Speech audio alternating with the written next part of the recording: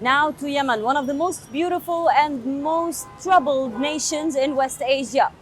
Now the old town in Yemen is more than 2,500 years old. It was once a sprawling oasis of tourism. But in these days, this old city and the sandstone buildings are standing somehow withering with time due to war and neglect. We tell you more.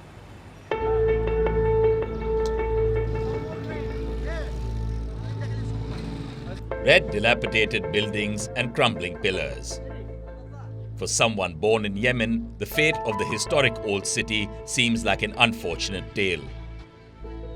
The history of Sana'a is a little hard to track down. It seems to have always been inhabited. Some of the local traditions date back to pre-Islamic settlement that is around 2,500 years ago. Regardless of when it came to being, Sana'a's old city bears witness to magnificent chapters of history, be it pre-Islamic, Islamic or Ottoman. The architecture in itself is a vast textbook showing the city's history. In 1986, UNESCO recognized the old city as a World Heritage Site, citing the outstanding value it holds. But in the next 30 years, it issued an appeal to save the old city. In 2015, it was inscribed in the list of World Heritage Sites in danger. In the last decade, a dangerous mix of conflict, neglect, and natural calamities have ravaged the city. The once sprawling tourism hub now stands barren. In the past, tourists used to be like the same number of people, the same number of the Yemeni people.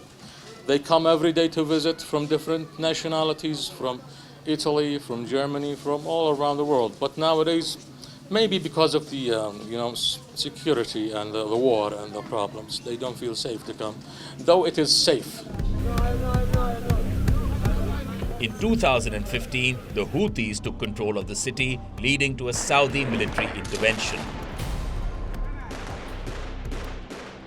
that turned these buildings to mere rubble. Since then, the area's iconic mosque and burnt brick towers have faced the wrath of air raids and expensive upkeep.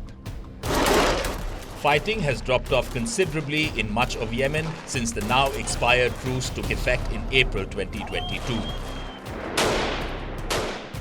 The absence of a lasting ceasefire, however, has left many of the country's institutions at a standstill. This includes the public preservation body tasked with saving historic sites, which, like all other government bodies, is starved of funds. The growing desperation was on grim display in April. More than 80 people were killed in a crush at a cash handout for the Muslim fasting month of Ramadan at an old city school. The handout amount was 5,000 riyals, which is roughly $8. Despite the challenges, the old city remains an enduring symbol of pride and unity for the Yemenis. The residents hold on to the hope that its past glories can be revived.